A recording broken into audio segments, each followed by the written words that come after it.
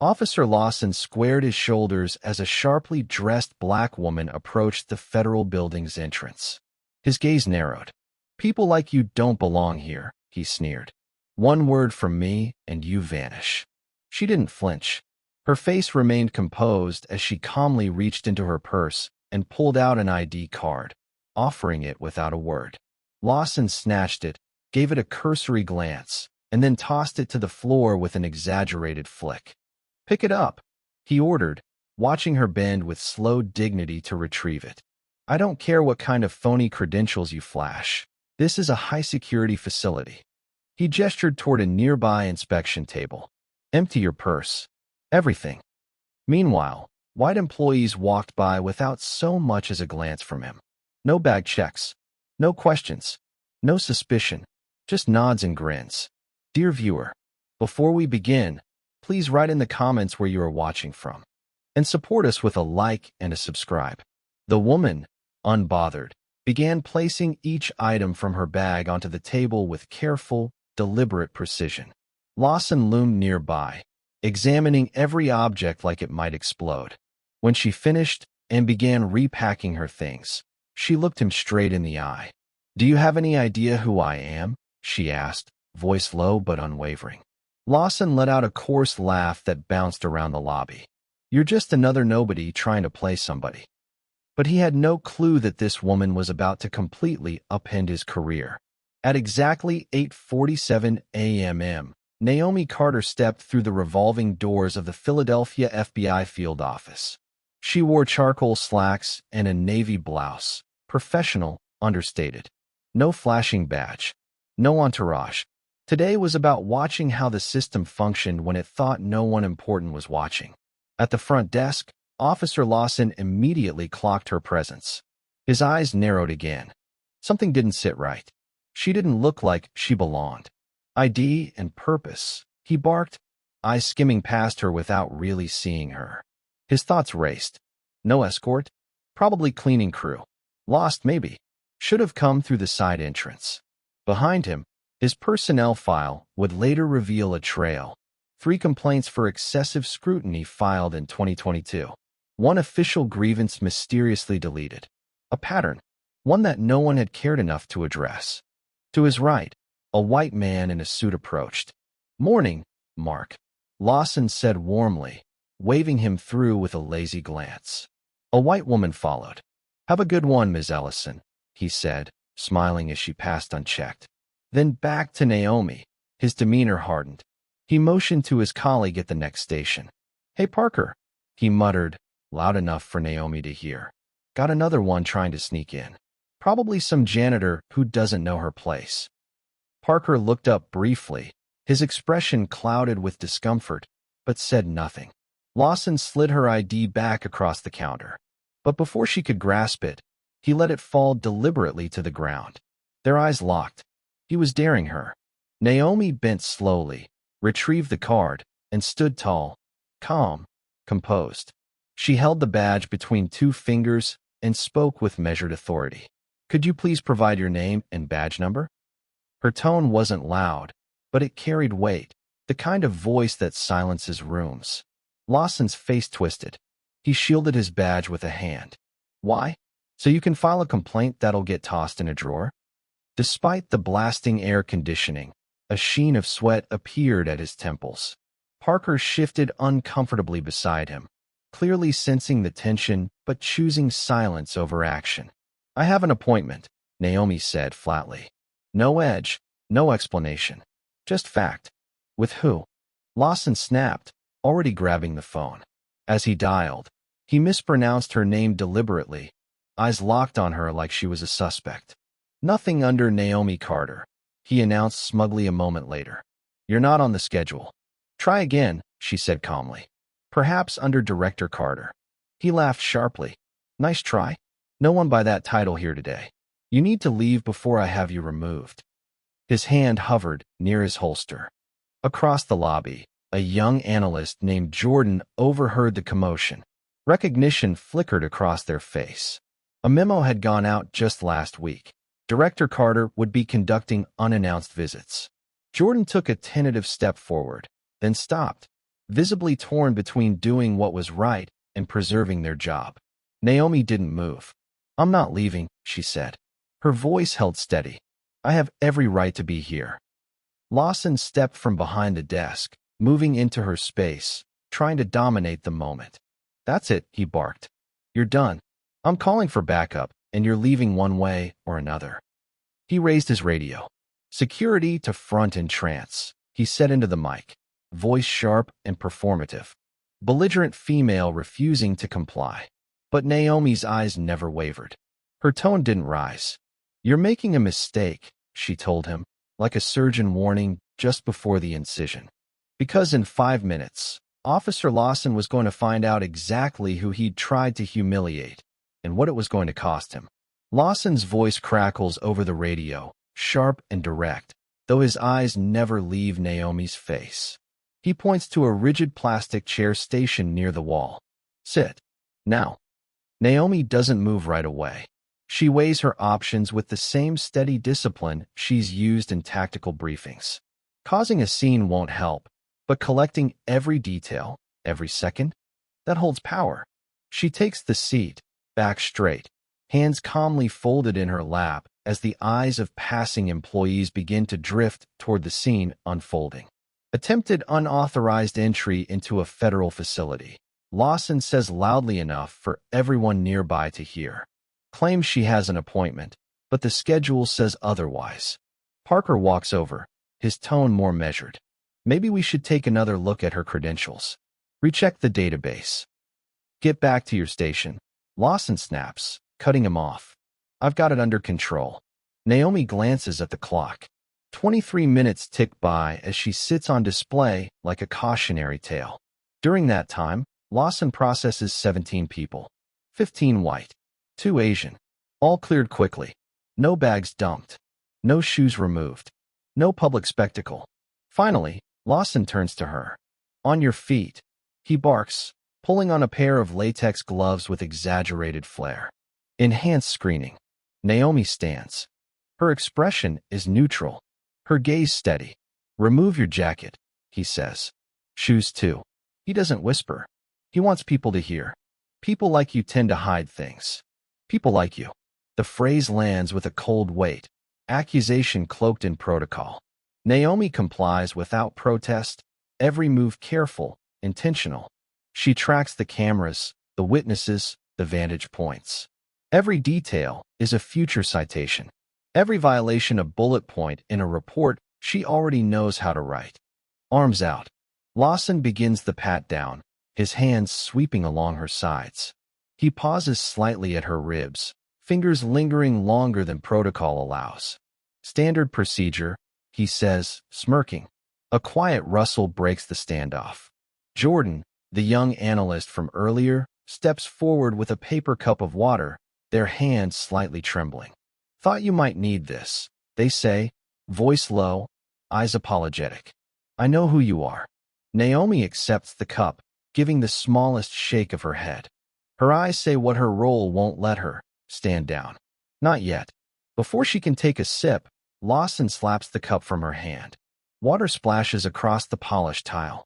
"No interactions with suspects," he growls at Jordan. "Get back to your desk, or I'll have you written up for interference." Throughout the ordeal, Naomi keeps her focus. Her eyes scan every badge, every face, the corner-mounted security camera blinking above, the time on the digital lobby clock, the receptionist who still hasn't looked in her direction. She is not just enduring this moment, she's archiving it. "Put your shoes back on," Lawson says eventually, tone dismissive. As he turns away, his radio crackles again. "Lawson, report to Station 2. Package inspection." The line goes dead. Lawson's jaw tightens in irritation. "Don't move," he orders, disappearing through the side door. The second he's gone, Naomi acts, not out of fear, but from well-rehearsed instinct. She slides her hand into her jacket, retrieves her phone with quiet efficiency, and taps out a 3-character message, XRY. That's all it takes. Across the city, in a different office with a far higher clearance level, Assistant Director Vega's phone buzzes. She sees the code, and her demeanor shifts instantly from administrative routine to tactical response. No questions. No delay. A secure call is placed, and protocol begins. Meanwhile, Lawson returns with a clipped stride and narrowed eyes. "In here," he says, gesturing to a small, windowless security room. Inside, the space is stark. A metal desk. 2 bolted chairs. No warmth. No pretense. Lawson shuts the door with a heavy click. "Hand over your phone," he demands, palm outstretched. Security policy. Naomi hands it over without hesitation. She's already done what she needed. He places it in a drawer, locks it, and rests the key dramatically on the desk.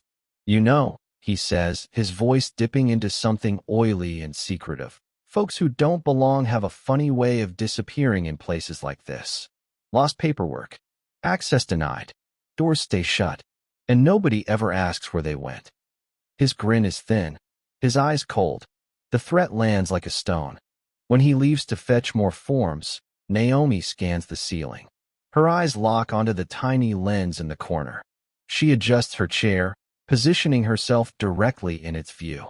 "This is for the record," she says clearly. "Officer Lawson just stated that individuals who don't belong disappear regularly." He added, and I quote, "No one would even look for someone like you. I am currently being held without cause. My phone was confiscated. My person was searched without justification." Her gaze falls to the landline on the desk. She lifts the receiver, dials a number from memory. "Authentication code 8736 Delta, she says calmly. "Silent protocol. Field office, Philadelphia. Main security desk. No on-site intervention." She hangs up just as Lawson's steps echo outside the door. Across the city, monitors flicker to life. Deputy Director Morales enters a secure room, followed by a dozen agents. On the screen, Lawson. Every move, every word, every abuse. Morales watches, silent. His finger hovers over the alert button, but doesn't press it. "She's doing exactly what she said she'd do," he says quietly. "Let it run. Let the system show itself." Because this wasn't just about Naomi Carter anymore. It was about exposing the rot. From the inside, Lawson re-enters the room, still grinning, completely unaware that a dozen high-ranking federal officials are now watching his every move in real time. He drops a stack of paperwork onto the metal desk with a loud slap that echoes through the small space. "Detention documentation," he says with smug authority. "You didn't meet the clearance standards for this facility." He slides the forms across the desk toward Naomi, tapping the signature line with his index finger. "Sign here. It confirms you were denied access for failing to comply with federal security protocols." Naomi barely glances at him before reviewing the document, her eyes quickly picking out a hidden clause, a quiet waiver of rights buried deep in the language. "I'm not signing this," she says, voice steady and final. For a moment, Lawson's jaw tightens, but then his expression shifts to mock concern. He casually reaches for his coffee, placed just a little too close to the edge of the desk. His arm accidentally nudges the cup.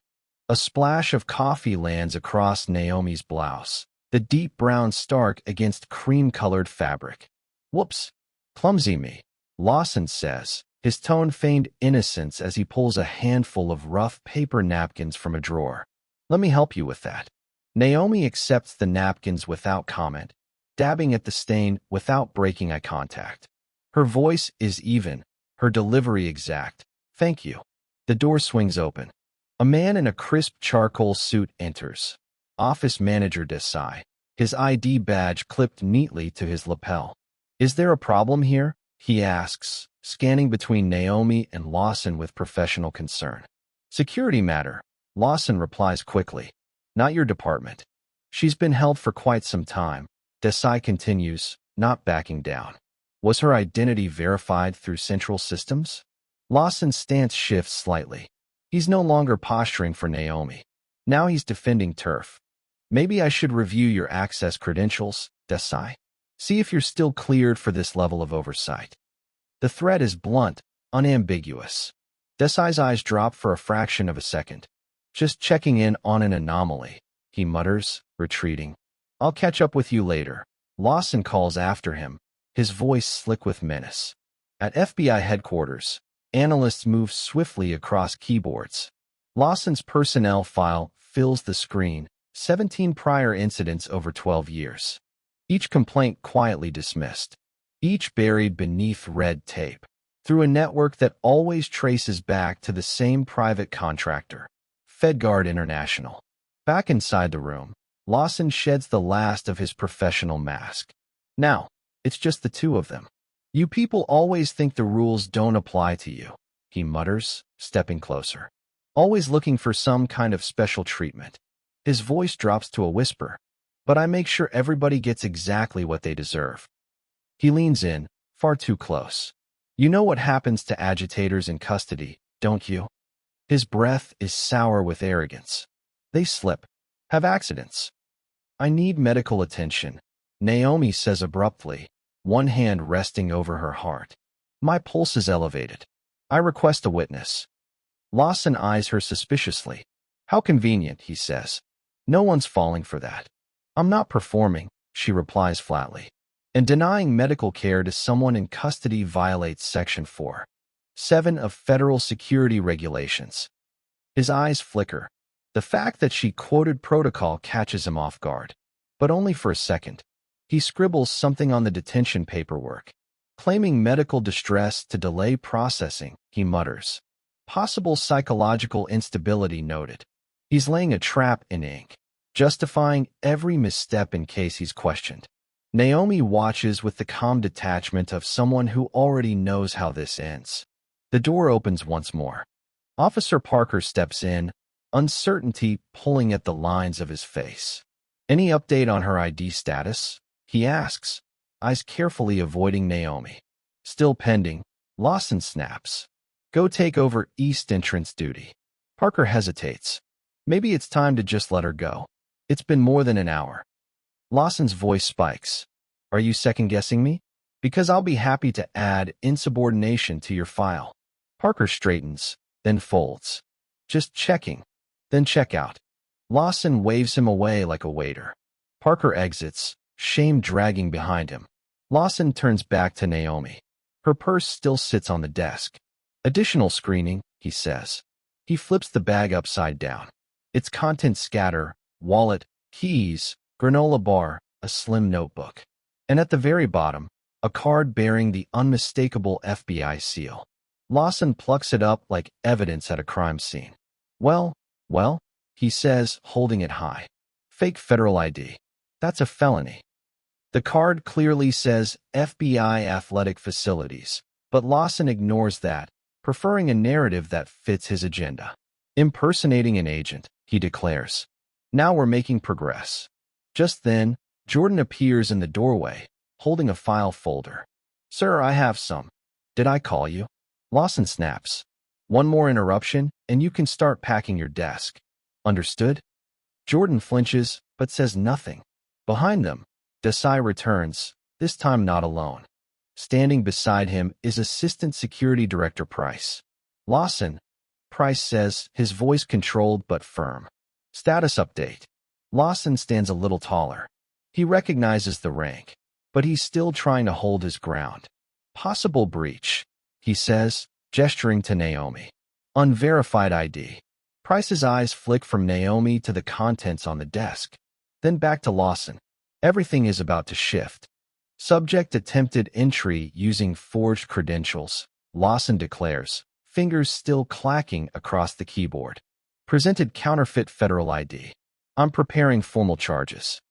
Kwan furrows her brow. Did you run her name through NCIC? I know how to do my job.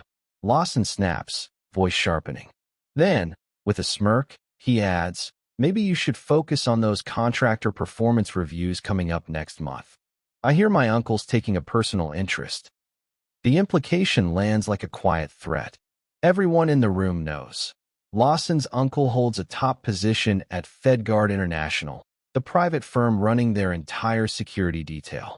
The same firm that's protected Lawson for over a decade. Price's face tightens, but he doesn't challenge it. Not here. Not yet. Keep me posted, he says coolly before retreating, Desai following in silence.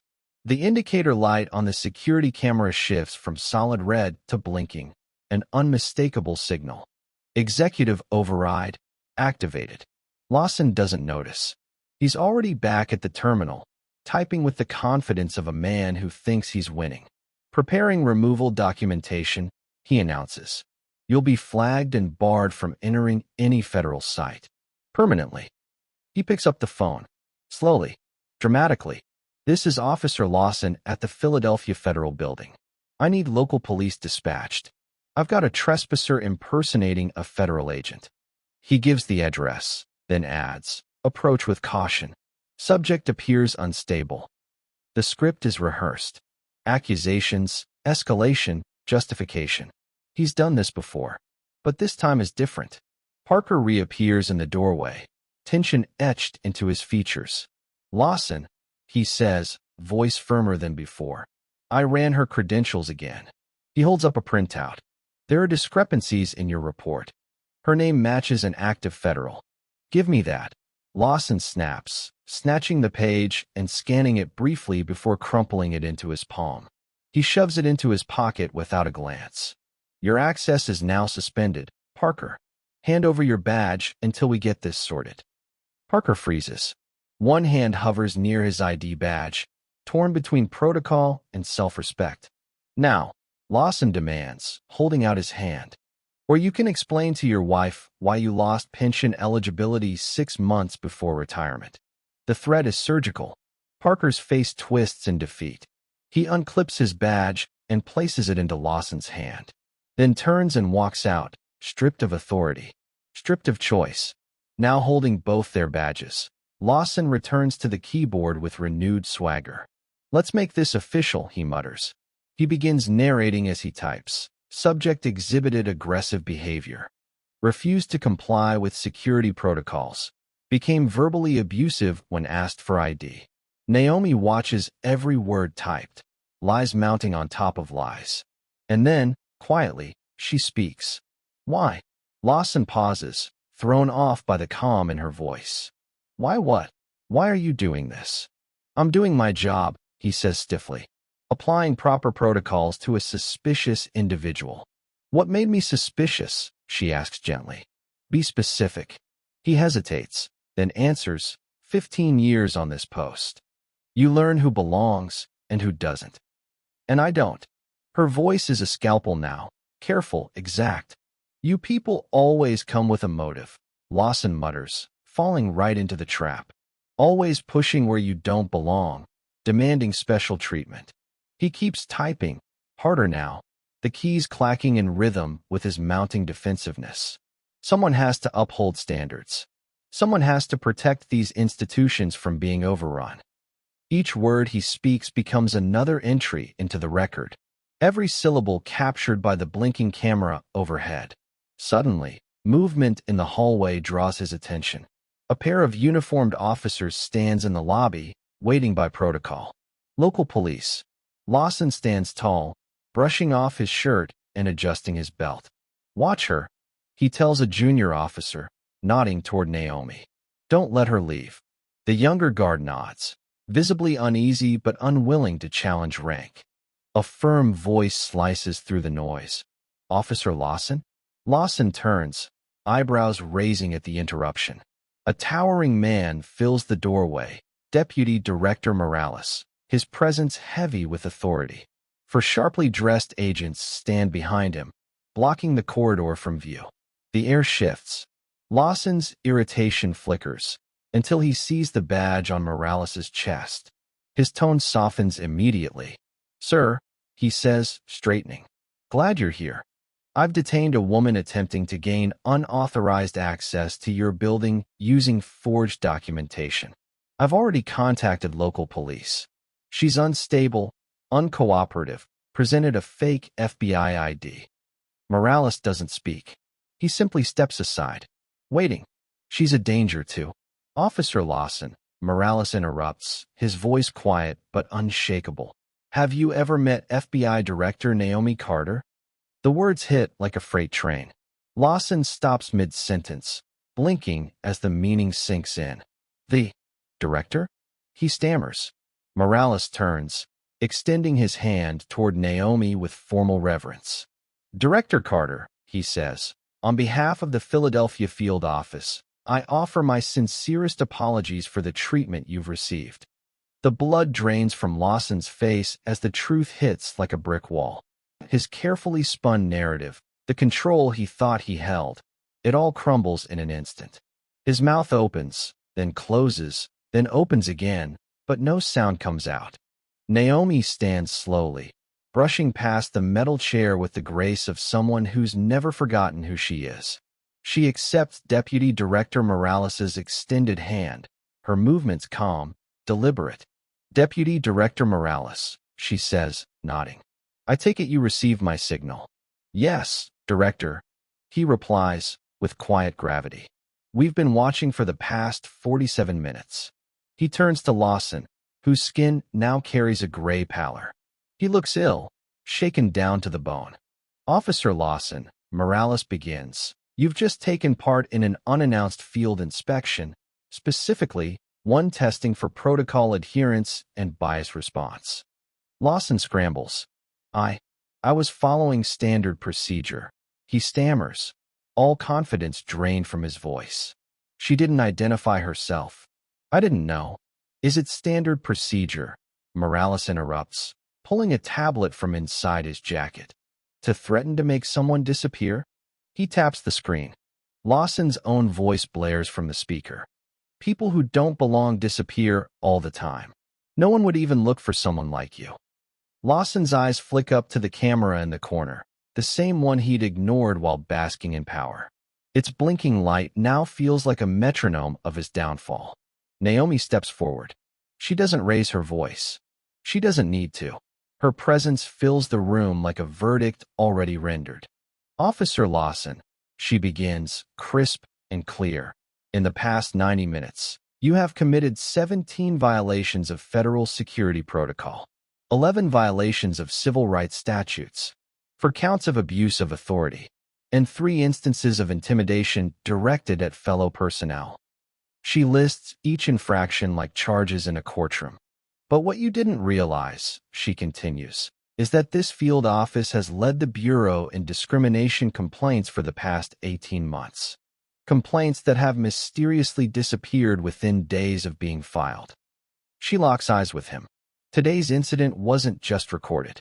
It was the final piece in a 6-month investigation into systemic discrimination within our contracted security providers. Lawson's gaze jerks from Naomi to Parker, who now stands tall in the doorway, vindicated. Then to Jordan, whose quiet act of courage echoes louder now. Desai and Price remain nearby, their expressions unreadable, but they do not speak in his defense. I was just doing my job, Lawson whispers, the words empty as paper ash. No, Naomi corrects him. Her voice remains soft, but sharp enough to draw blood. You were abusing your power. You were weaponizing your position to enforce your prejudice. And it's been going unchecked for years. Morales gestures. 2 federal agents step forward. Officer Lawson, one says, you'll need to surrender your badge and security credentials. Effective immediately, you're on administrative leave pending full investigation. As his badge is lifted from his chest, something breaks in Lawson's eyes. The slow, gut-wrenching realization of a man who's stepped off a cliff without knowing how far the fall truly is. And this, Director Carter adds, isn't just about you. It's about everyone who protected you, everyone who enabled you. Her voice is steady, and I have a list. Over the next 72 hours, the Philadelphia field office becomes a flurry of federal activity. Agents in tailored suits sweep through the security department with surgical precision. Audit tablets in hand, they pore over security logs, archived footage, and the trail of vanished complaints. It's not just an inspection. It's an exhumation. Across town, Lawson sits slouched in his apartment. His shirt is wrinkled. His tie is loosened. 18 sleepless hours hang from his shoulders. His phone buzzes against the coffee table for the 7th time that day. Another call from FedGuard's executive board. He watches it vibrate, lets it go to voicemail. A text follows. Do not speak to anyone. Legal representation en route. Meanwhile, in a glass-walled conference room, FedGuard's crisis team convenes. The air is thick with damage control. Senior Vice President Lawson, the disgraced officer's uncle, paces like a trapped animal. Legal advisors fan out documents across the sleek table. We'll terminate him immediately, the VP says flatly. Release a statement. Make it clear this was a lone actor, not policy. Back at the Bureau's temporary command center, Director Carter reviews footage pulled from 15 years of Lawson's service. The pattern is undeniable. White visitors, cleared in under a minute. Non-white visitors, delayed, questioned, searched. The timestamps don't lie. Average wait time for white guests, 47 seconds. For everyone else, 12 minutes and change. Director, an analyst calls out, waving her over. We found something in the financials. Naomi leans in. Every discrimination complaint linked to Lawson shows the same pattern. Initial documentation, early-stage inquiry, then nothing. Cross-reference the dismissal dates with FedGuard's financial records, she instructs. Fingers race across the keyboard. The data lines up perfectly. 17 complaints. 17 consulting payments made by FedGuard to a firm owned by the former regional security director's spouse. Silence falls across the room. Not just corruption. A cover-up. Lawson's phone vibrates again. This time, he answers. His uncle's voice cuts in, sharp and cold. Say nothing. Admit nothing. We're handling it. They have the recordings, Lawson says quietly. Everything I said to her. Every word. There's a pause, brief, but telling. Then the line goes cold. You're on your own. Click. At a nearby bureau office, Parker sits across from an FBI interviewer. A framed photo of him at his retirement party sits behind him on the desk, his future, his past, the stakes all staring back at once. Yes, Parker says, his voice steady even as his hands tremble. I saw Officer Lawson apply different screening standards based on race. Routinely, I filed 2 complaints in 2022, 1 more in 2023. He swallows hard. They vanished. After the second one, I was reassigned to night shifts for 3 months. Jordan gives their statement next. Dates, names, detailed recollections. A timeline of everything they'd witnessed, but never dared report. We all knew, they admit, voice heavy with guilt. But he had protection. People who spoke up got moved, silenced, or gone. Hour by hour, the evidence snowballs. 17 security officers, current and former, step forward, each with the same story. Access logs expose the pattern. Internal emails from FedGuard execs show quiet approval wrapped in corporate euphemisms. At FedGuard headquarters, CEO Monica Hale listens as FBI officials present the findings. She masks her alarm with boardroom polish. This clearly appears to be the work of a rogue employee, she says. We take discrimination very seriously. Naomi slides a thick file across the table. 342 complaints across 62 federal sites. All tied to your personnel. All resolved mysteriously without action.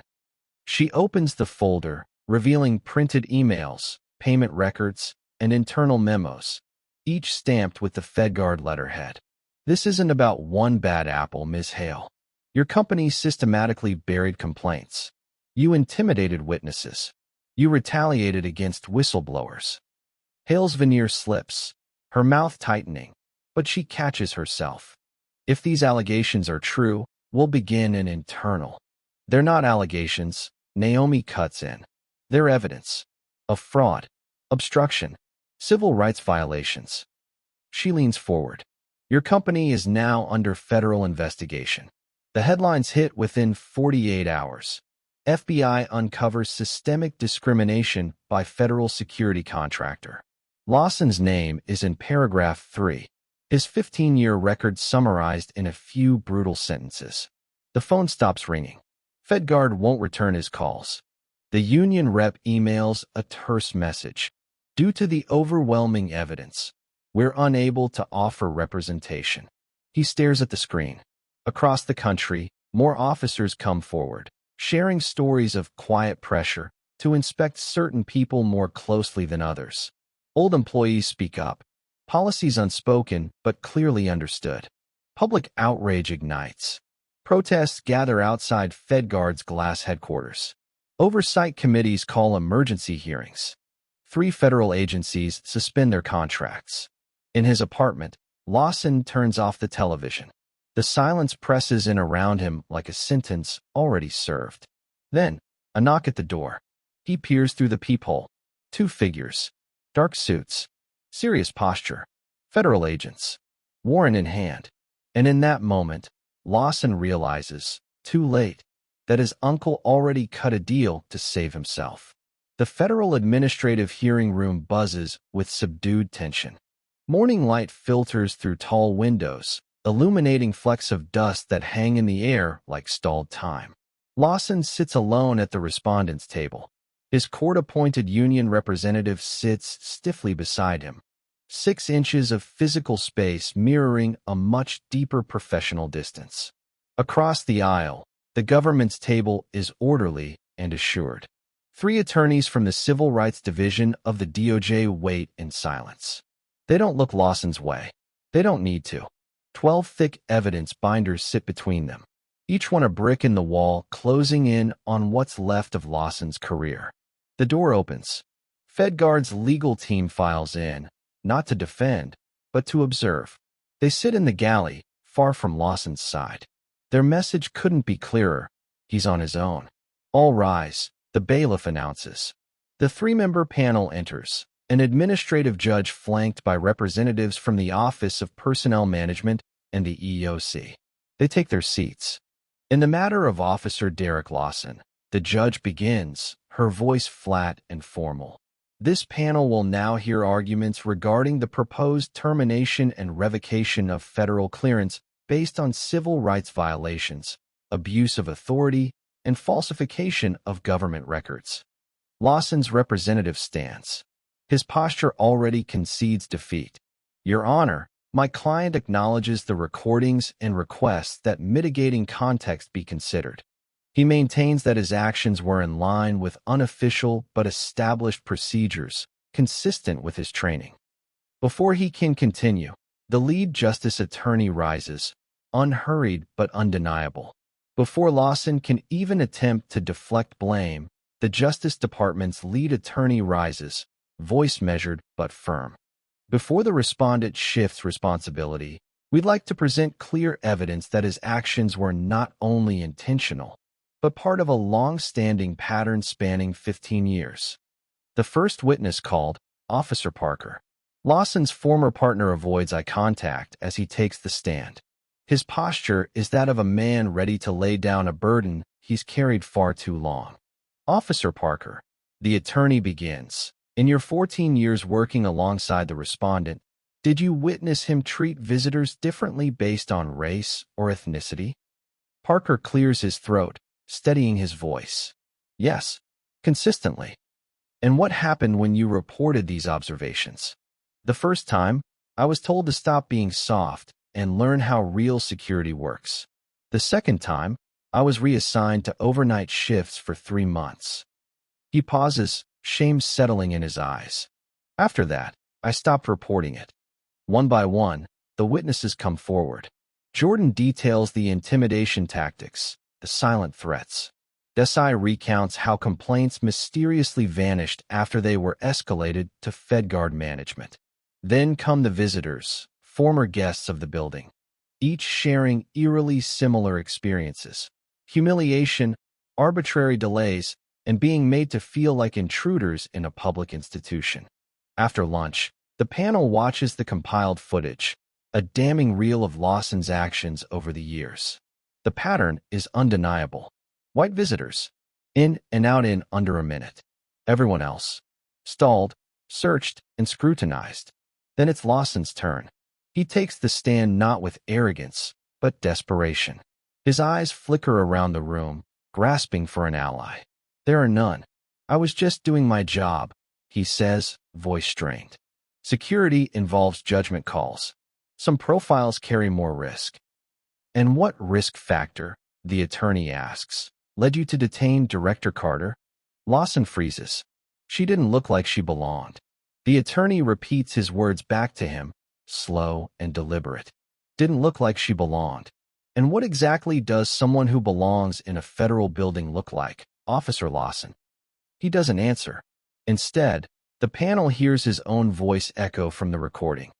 People who don't belong disappear all the time. No one would even look for someone like you. The room is still. The prejudice is no longer a matter of opinion. It's evidence. In his closing statement, Lawson abandons his notes, unraveling entirely. Everyone does it, he blurts out. I'm just the one who got caught. We all knew who to screen more. It comes from the top. The panel leaves to deliberate. They're gone just 27 minutes. The verdict is unanimous, effective immediately, termination. Security clearance, revoked. Pension rights, forfeited. Case referred to the U.S. Attorney's Office for Criminal Prosecution on charges of civil rights violations, making threats against a federal officer, and falsifying federal records. As Lawson walks into the hallway, a process server is waiting with civil suit papers. Outside, he finds his car gone, repossessed during the hearing. The first of many consequences. His phone rings. The caller ID reads unknown. He answers, hopeful. Uncle Leonard? This is FedGuard Legal, a cold voice responds. Your health benefits terminated at midnight.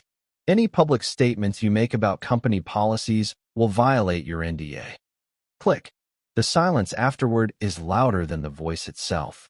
As he reaches the empty parking spot where his car used to be, a local news crew spots him. Cameras swivel toward his face like predators catching a scent. 6 months later, the Philadelphia FBI field office looks almost unrecognizable. Gone are the dim corners and cold, impersonal walls. The new checkpoint gleams under modern lighting. Transparent privacy screens replace closed-off screening rooms. Procedures are now posted clearly, in multiple languages, at every station. Jordan, now proudly wearing a compliance officer badge, leads a training session with a new crop of recruits, diverse, attentive, and ready to do things differently. The foundation of our system is consistency, Jordan explains, gesturing to a flowchart on the monitor. Every visitor goes through the same process. No exceptions, no assumptions. They pause, letting it sink in. Average wait times, screening rates, and complaint resolutions are now visible to the public and reviewed every single day. Across the hall, Parker stands at the front of an internal affairs briefing, his old discomfort replaced by quiet command. We bypass contractor leadership now, he explains. Complaints go directly to FBI oversight and a third-party civil rights monitor. No more cover-ups. A split screen displays similar transformations in other cities. Checkpoints redesigned. Guards receiving bias training. Visitor rights prominently posted in every lobby. At FedGuard, now rebranded as Unified Security Solutions, a new logo hangs in the lobby. The name changed after a sweeping federal settlement required new leadership and federal oversight. Federal monitors now occupy offices on the executive floor, reviewing every hiring choice, every policy, every complaint file. On Capitol Hill, Naomi Carter takes her seat before the House Oversight Committee. Her tone is steady, her posture firm. But behind every word she speaks is the weight of what she endured, and the system she changed from within. And this time, everyone is listening. Director Carter, the committee chair begins. Was your visit to the Philadelphia field office part of a routine inspection, or were you investigating Officer Lawson specifically? Neither, Naomi replies, calm and composed. It was part of a coordinated initiative launched after we noticed a disturbing pattern of dismissed complaints. After the 7th report from a minority visitor claiming they were threatened with disappearance at that exact checkpoint, it became clear we need to document the behavior firsthand to stop it. As the hearing unfolds, it becomes obvious Lawson wasn't the root of the problem. He was simply the most visible symptom of something far more pervasive. Data streams across monitors behind the committee bench. 74% of minority visitors were subjected to enhanced screening, compared to just 12% of white visitors. Non-white individuals were detained, on average, 3 times longer. And the kicker? Complaints from minority visitors were dismissed at alarmingly higher rates. In the wake of the hearing, Congress passes sweeping legislation with rare bipartisan unity. The Federal Facility Equal Access Act is born. It installs independent oversight over security contractors, mandates body cams for all checkpoint personnel, creates a public-facing, real-time complaint tracking system, and requires all officers to receive annual certification in anti-bias and equitable screening practices. Montage clips flood the news, security companies scrambling to rebrand, compliance officers running new diversity trainings, executives suddenly finding religion in the language of inclusion. The statistics begin to shift. Slowly, but clearly. Discrimination complaints drop by 63% across all federal buildings. The disparity in screening times? Down 78%. And visitor satisfaction metrics? Rising across every demographic. Meanwhile, in the outskirts of Philadelphia, Lawson applies for a part-time security job at a local mall. The hiring manager squints at his name, then freezes. Derek Lawson, you're that guy, right? The one who threatened the FBI director? Lawson doesn't reply, just turns and leaves. Another rejection to add to the pile. Back at the FBI, Naomi is already preparing her next covert operation, this time aimed at exposing housing discrimination in federal programs. Exactly 1 year later, Naomi walks through the revolving doors of the Philadelphia field office. The change is immediate, not just in the polished redesign of the security area, but in the very atmosphere. The silent tension that used to cling to the air is gone. In its place, a steady hum of professionalism. The security team reflects the full diversity of the country they serve. Officer Rios greets her at the checkpoint, scanning her credentials with calm efficiency. No hesitation. No profiling. Just procedure. "Good morning, Director Carter," he says, handing back her badge. "You're expected in Conference Room 3. Where Lawson's desk once stood, an information kiosk now offers help to every visitor. Above it, a digital dashboard displays live metrics. Average wait time, 1 minute 42 seconds. Secondary screenings, 7%. Active complaints, 0. Resolved issues, 3. Jordan meets her at the elevator. Gone is the hesitant, nervous energy. In its place, a quiet authority. "We've got your quarterly compliance report ready, Director." Inside the conference room, Parker, Desai, and Price wait, each now serving in roles directly tied to ethics and oversight. They dive into the discussion, walking through challenges and the unexpected successes that came with the new policies. The biggest surprise? Desai notes, security actually improved. Once we stopped screening based on assumptions and started using standardized behavioral protocols, we caught more real threats. Parker nods. Just last month, a white guy in a $1,000 suit triggered 6 behavioral red flags. Turned out he was trying to plant surveillance gear for corporate espionage. Quan adds, "And we're scaling this nationwide. I'm training security teams in 11 cities next month." Across town, in a dimly lit warehouse, Lawson walks the graveyard shift, his posture heavier, his figure thinner. The only work he could get. He passes a break room where a TV murmurs in the background. On screen, Naomi is being interviewed about federal reforms. The Lawson incident, the anchor calls it, capitalized, institutionalized. Lawson's eyes harden. His jaw sets. But this time, there's no badge to hide behind. No system to protect him. His name is no longer a credential. It's a cautionary tale, a training module, a case study in how power can corrupt and how accountability catches up eventually. He moves past a glass window, catching his own reflection in the dark, a shadow of who he once believed himself to be. Back at the FBI lobby, Naomi finishes her walkthrough. She watches as a young black woman enters the building and is treated with the same courtesy as the white executive right behind her. No extra screening, no condescension, no power games masked as policy, just respect, exactly as it should be. Across the country, outside another federal building, Naomi steps toward security once more, her credentials tucked away. The officer at the desk, a young black woman in uniform, greets her without a flicker of hesitation. "Good morning, ma'am. Welcome. May I see your ID, please?" Same script, same tone, same dignity. Naomi smiles, because this time, she doesn't need to test the system. The system is working, and she's already moved on to fixing the next one. "ID and reason for your visit, please," the officer asks, her tone crisp and respectful. Naomi hands over her credentials without fanfare. The officer scans them, following every step of the updated protocol, efficient, professional, and utterly unaware that she's processing the FBI director herself. To her, Naomi is just another visitor. And that's exactly how it should be. No extra stares, no whispered doubts, no silent assumptions. Naomi steps through the checkpoint with a small, knowing smile. Because this is the real measure of power, not the ability to intimidate or exclude, but the quiet certainty that everyone now walks through the same door with equal dignity.